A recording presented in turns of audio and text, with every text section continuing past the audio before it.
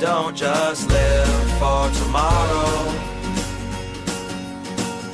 or just live in yesterday. Just be glad for all you have that's in today. Hey everyone, Connie here, and welcome to my blind reaction to Isle of Dogs. This is a Wes Anderson film, an animated stop motion film, and it stars Bryan Cranston, and that's all I know. Well, I also know that it was really popular, like people really liked this. Um, the year it came out, which I think was 2019, I think, but I'm not 100%. But the year it came out, it was touted as one of the best animated films of the year, and it was just kind of a big deal.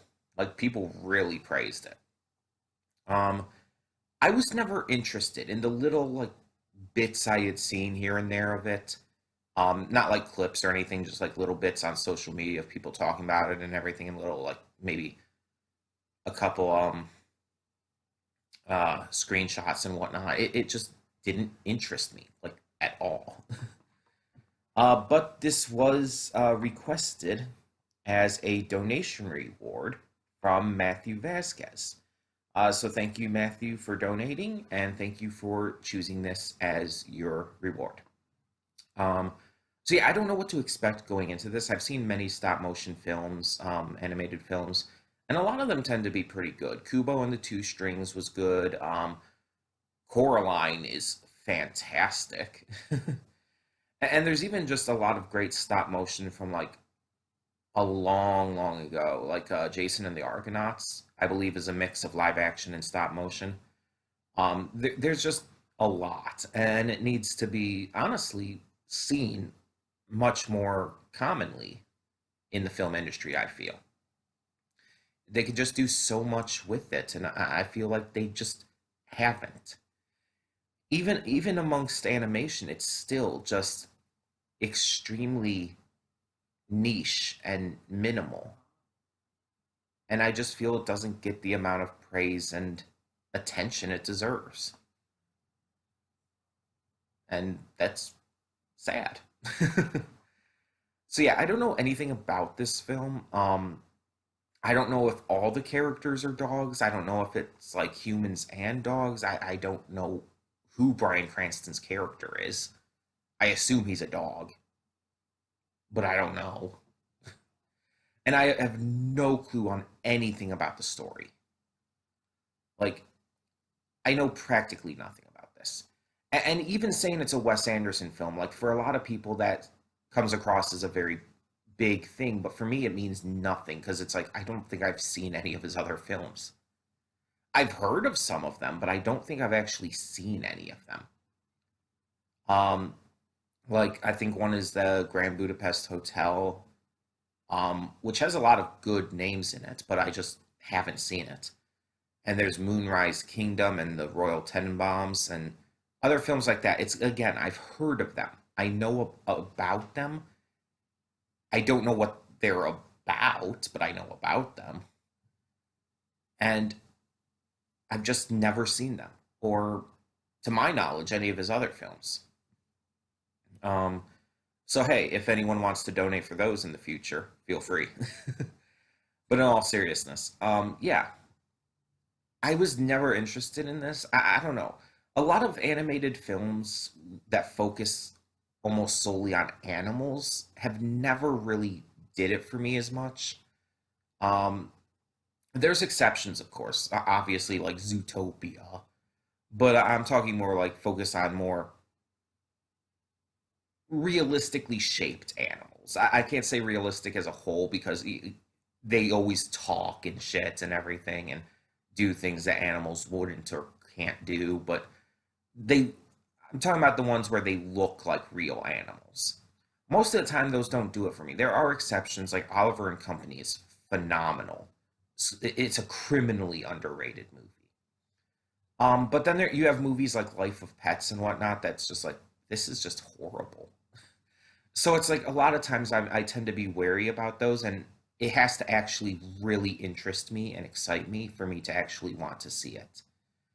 Um, Most of the time with animated films, like unless their characters like again, they're like more what's the word? I can't think of the word. I know the word, I just can't think of it. Anthro. Unless they're more like anthropomorphized or however the fuck you say the word. Um, usually it just doesn't click for me. And again, there are exceptions. I'm just saying as a whole. Um, but yeah, we'll see if this one changes my mind. Because from what I know, all the dogs are realistically, in terms of appearance, dogs. They look like dogs. They're just dogs. They're not like Anthro or anything like that, like Fantastic Mr. Fox or anything, which I also think is a Wes Anderson film. I don't know. I've never seen that one either. I think that's stop motion too.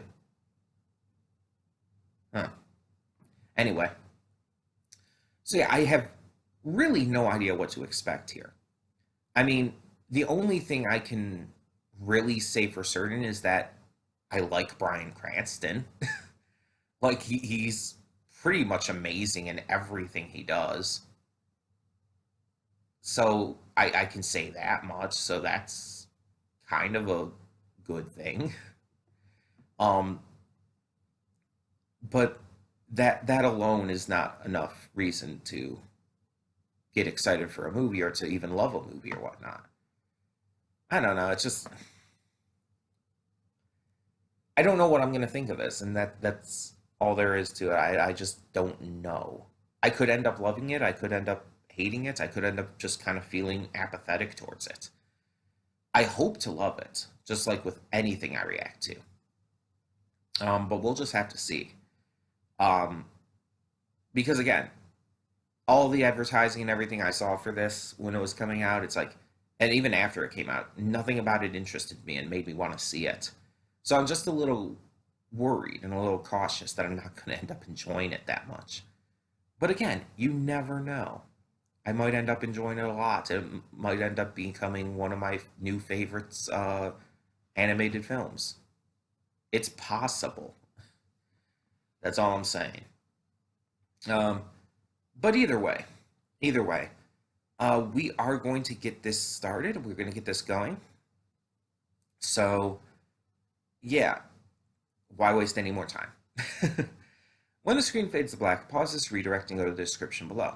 Follow the link to the reaction, and after you watch it, come back here to the redirect and resume play. Because after it fades to black and then fades back in, everything from that point forward will be my afterthoughts. It will contain spoilers to the movie. So, that being said, thank you so much for tuning in. I will see you at the reaction. Okay, and we are back, and we'll begin with spoilers in 3, 2, 1, now. So, as someone who went into this knowing pretty much nothing about it, like I knew nothing about the story. I just knew that Bryan Cranston was in it. It was really popular, and it was um not CG. Oh my god, my mind is blanking. Stop motion animation. That's all I knew going in. I knew nothing about the story. If I had seen any trailers, which I might have, it's been so long that I just have forgotten. So I knew nothing going in. And as someone knowing nothing going in, I really didn't have any initial thoughts and ideas on how this movie was going to go or what I was going to think of it outside of just, as I stated in the pre thoughts, unsure of what I was going to feel about it because of how these kind of movies tend to be for me. So, that being said, I liked it. I didn't love it like as much as a lot of people have from based on the feedback and everything I've seen on social media when this movie came out and everything. A lot of people seem to like praise it to high heaven and act like it's one of the greatest animated films of all time, and it's good. It really is good, but I would not go that far. I would not go as far to say that it's one of the best. Um, I just wouldn't. Like, it definitely deserves the praise for its fantastic stop motion, great voice acting, stellar story, and the emotion it has. It has some great emotional depth. But there are a couple issues. One, there is a lot of Japanese spoken in this, and unless you understand it, you're going to be lost on a few points. Like, there's a few points in this movie where you can understand what they're saying. You get the gist of it just from context clues and background information. But there's also plenty of points where you just do not understand, and it feels like it's bad that you don't understand. One big example at the end when Atari is reciting his haiku, we have no idea what he said. Even the translator who was there, she didn't actually translate it at that point. She was kind of overcome with emotion, and considering how because of that and because it even swayed to a degree the mayor, it's like we needed to know what that said. And yeah, you could probably find out. But and the fact that there was no subtitles here, just moments like that don't have the effect that they should, in my opinion, because of it. Because you don't know what they're saying. And don't get me wrong, there's still an effect, and you still get the gist of it from you still get the gist of some of it from the background and everything and the context clues and stuff for a lot of the stuff in this film. And it doesn't hurt the overall message and theme and emotion that the movie has. But it is an issue for me. And I've seen other movies that have done this too, where you have a foreign language being spoken in what is generally an American film, and there's no subtitles, and you just have no idea what they're saying. But usually, in a lot of those movies that I've seen, it's very brief.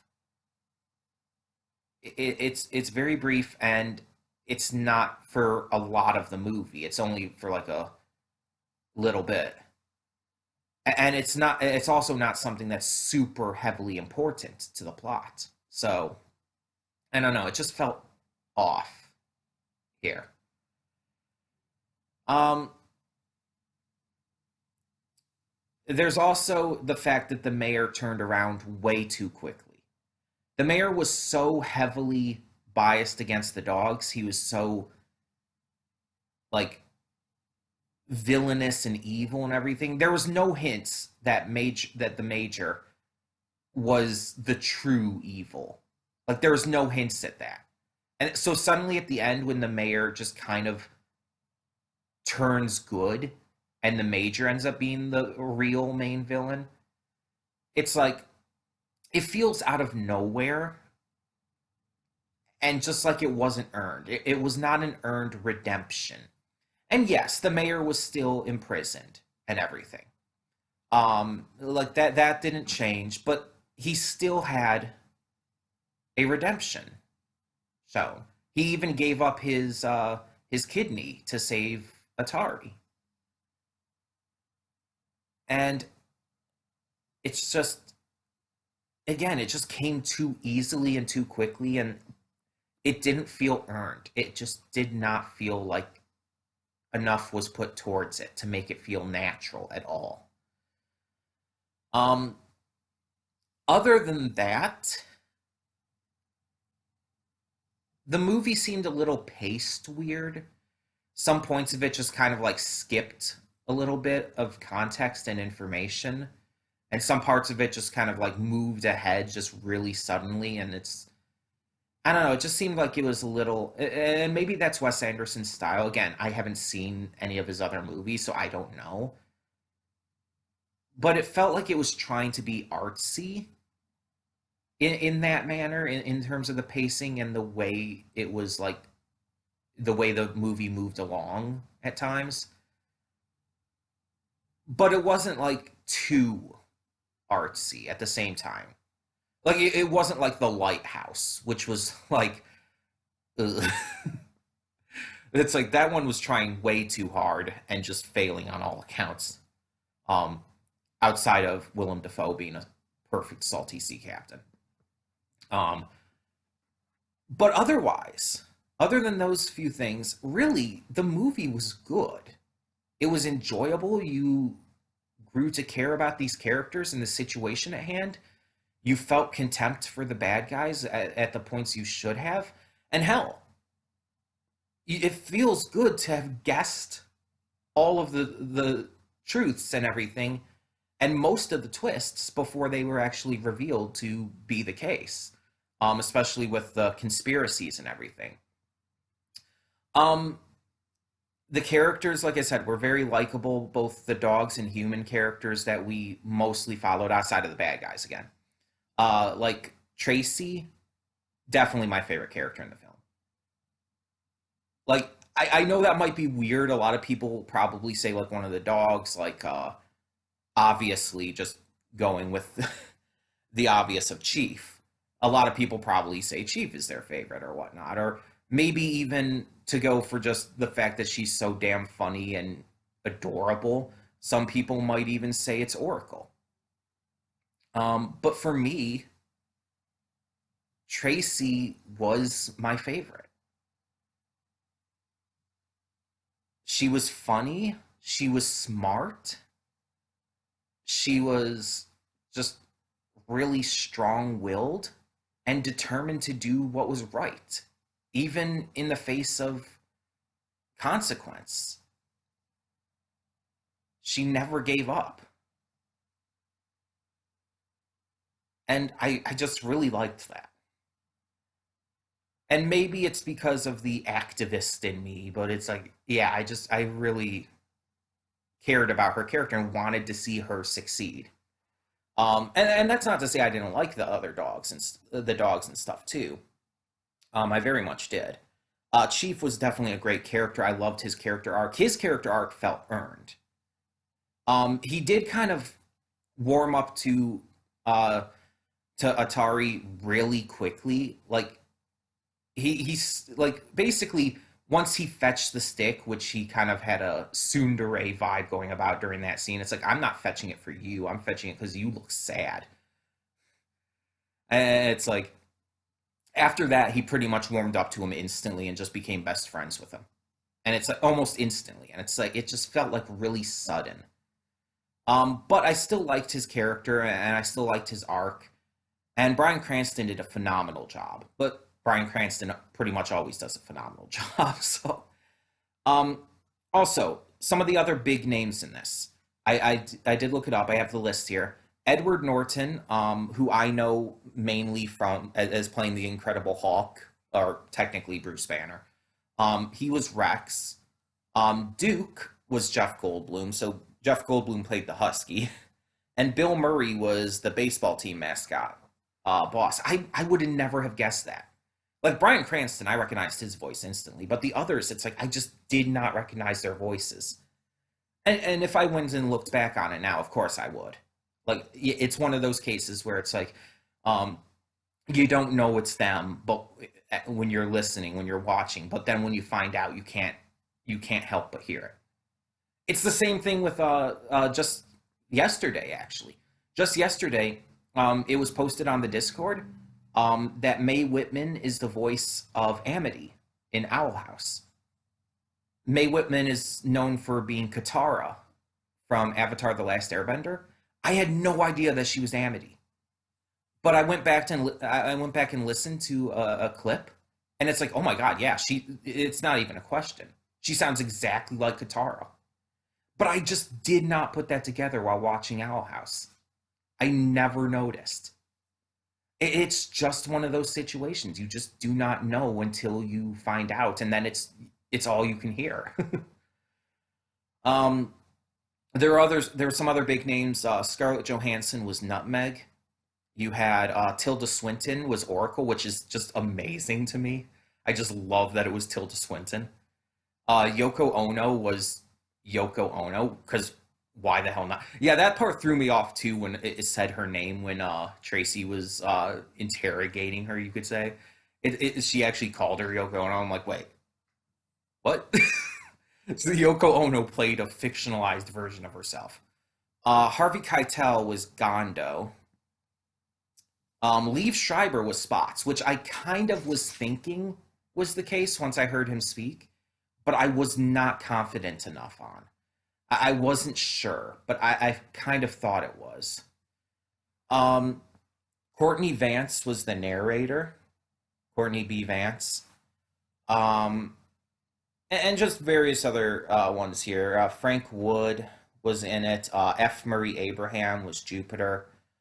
Um, and you had a lot of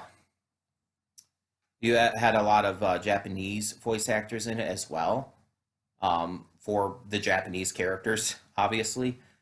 And they all did fantastic. Like all the voice actors were great. They all just hit it out of the park. Greta Gerwig or Gerwig, I don't know how it's pronounced, but she was Tracy. Like again, she did a fantastic job. Akira Takayama was Major Domo. Um, Ken Watanabe was apparently the head surgeon. It's like what? That was a thing too. Ken Watanabe's amazing. He was great in Detective Pikachu. He's great in Godzilla.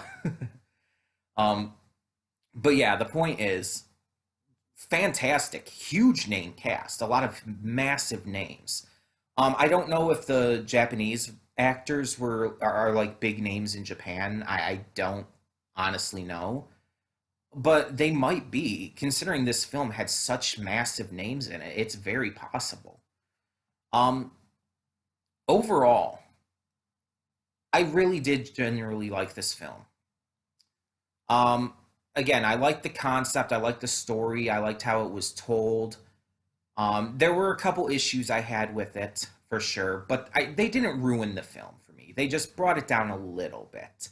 Overall, I still enjoyed it, but I feel it could have been better if those issues would have been fixed. Um, it feels like it just needed one more look through, and it could have been perfect. That's my view on it. Um, and even if it were, I probably wouldn't say it would be like my favorite animated film or anything. Again, it's good, and if all those issues I had were fixed, it would still be really good. But I would never call this like one of the best. Um, it just even like if all that were fixed and everything, it would still be a bit heavy-handed. It would still be a little silly and just not as good as I feel a lot of people think it is. But that's just me personally. All of this is subjective. It's all just my view on the movie. Um, but yeah, I very much did enjoy it. So thank you, Matthew Vasquez, for choosing this as your donation reward. I appreciate it because I would not have seen this otherwise. This isn't one of those cases where I probably wouldn't have. I can basically confirm I would have never chosen to watch this on my own, just out of complete lack of interest. So I thank you for allowing me to see it.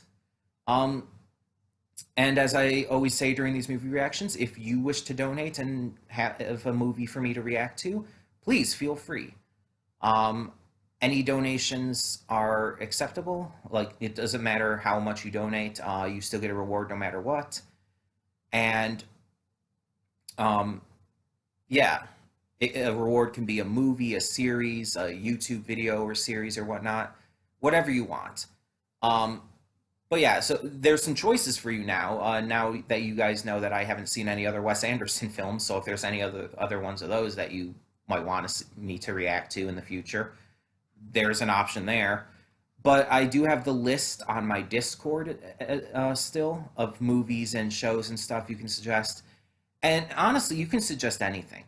If I've seen it, I've seen it, but there's a lot of movies, both past and present, that I have never seen. I've never seen a Kurosawa film, for example. Um, I've seen very few Clint Eastwood films. I've only seen a couple of the Die Hard films, and only the first one and later ones where he was already older. I never saw two and three. I know that for sure. Um, but yeah, there's a lot of films out there that I have not seen.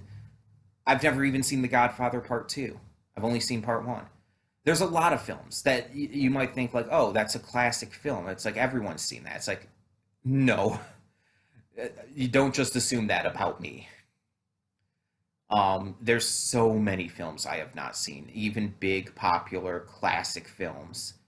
So yeah, if you have any ideas, any suggestions, always feel free. Um, but only do so if and when you can. Never feel like you're obligated to donate. It's completely optional. Um, it is completely only if you can. I do not want to force you. I do not want to try and make you donate if you're struggling for money. Please just make sure you can cover it first. But if you can and if you're willing to, then I welcome it. And again, any amount will still net you a reward. So don't worry about that either. Um, but either way, thank you so much for tuning in. And once again, another thank you to Matthew Vasquez for suggesting this film. Um, and yeah, like I said, I enjoyed it. I very much enjoyed it, but it just wasn't perfect for me. But either way, thank you all so much for tuning in. I'm Connie, and I'm signing off. See y'all next time.